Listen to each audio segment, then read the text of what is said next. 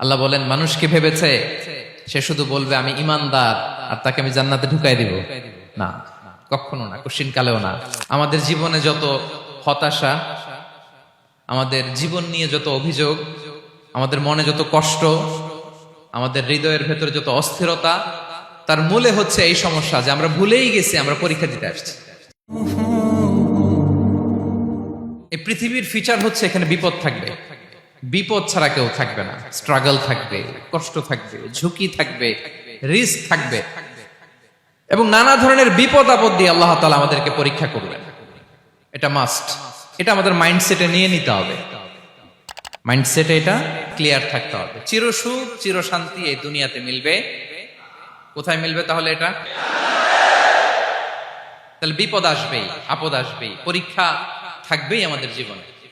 তবে ইন্টারেস্টিংলি মজার বিষয় হচ্ছে পরীক্ষাটা এক একজনের এক এক রকম। পুরো পৃথিবীটা একটা পরীক্ষা ক্ষেত্র, কিন্তু কারো প্রশ্নপত্রের সাথে কারো প্রশ্নপত্রের কোনো মিল নাই। সুবহানাল্লাহ।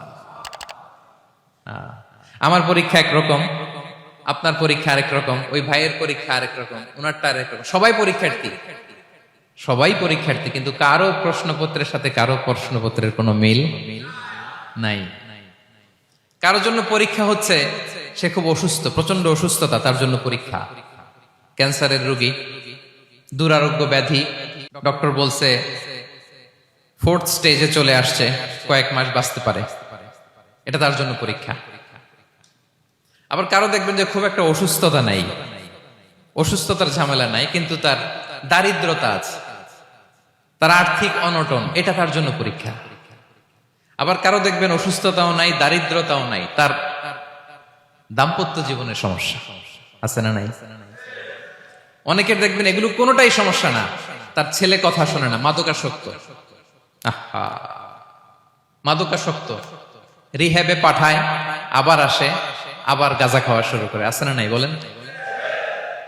দেখেন তার পরীক্ষাটা আবার আলাদা। অনেকের দেখবেন মেয়ে বাবার কথা শোনে না। আবার অনেকের দেখবেন যে ব্যবসায় সমস্যা, লসের পর লস, লাভ উঠাতে পারে না। তাহলে পরীক্ষা ছাড়া, বিপদ আপদ ছাড়া দুনিয়াতে কেউ নাই, কেউ নাই প্রিয় ভাইরা। এটা আমাদের মাথায় রাখতে হবে। পরীক্ষা আপনাকে দিতেই হবে, পরীক্ষা দিয়ে দিয়েই নিজেকে প্রমাণ করতে হবে। আর এক একজনের পরীক্ষাটা এক এক রকম, কারো পরীক্ষার সাথে কারো পরীক্ষার কোনো মিল থাকবে না।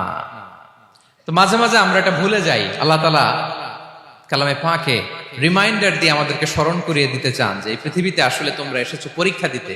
আমাদের জীবনে যত হতাশা, আমাদের জীবন নিয়ে যত অভিযোগ, আমাদের মনে যত কষ্ট, আমাদের হৃদয়ের ভেতরে যত অস্থিরতা, তার মূলে হচ্ছে এই সমস্যা যে আমরা ভুলেই গেছি আমরা পরীক্ষা দিতে আসছি।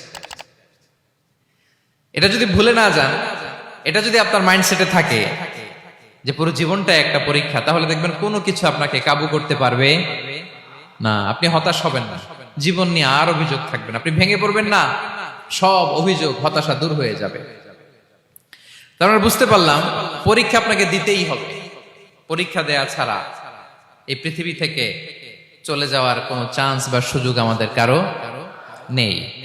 সূরাতুল আনকাবুতে আল্লাহ তাআলা এই কথাটা আরো চমৎকার ভাবে বলেছেন। আল্লাহ তাআলা ইরশাদ করছেন, আহাসিবান নাসু আইয়ুতরাকু আইয়াকুলু আমান্না ওয়া হুম লা ইফতানুন ওয়ালাকাদ ফাতান্নাল্লাযীনা মিন ক্বাবলিহিম ফালা ইয়া'লামান্নাল্লাহু আল্লাযীনা সাদাকু ওয়া লা ইয়া'লামান্নাল কাযিবিন। আল্লাহ বলেন মানুষ কি ভেবেছে সে শুধু বলবে আমি ইমানদার আর তাকে আমি জান্নাতে ঢুকাই দিব? না, কখনো না, কোশ্চিন কালেও না।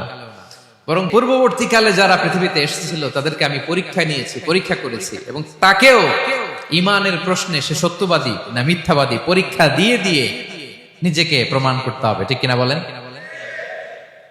পরীক্ষা দিয়ে আপনাকে প্রমাণ করতে হবে। এবং এই পরীক্ষার ব্যাপারটা, এটা যে শুধু আমরা সাধারণ মানুষ আমাদের জীবনে দুঃখ বিপদ পরীক্ষা, এমনটা না। এই পৃথিবীর সবচেয়ে শ্রেষ্ঠ মানুষ যারা ছিলেন তাদেরকে আল্লাহ পরীক্ষা নিয়েছেন।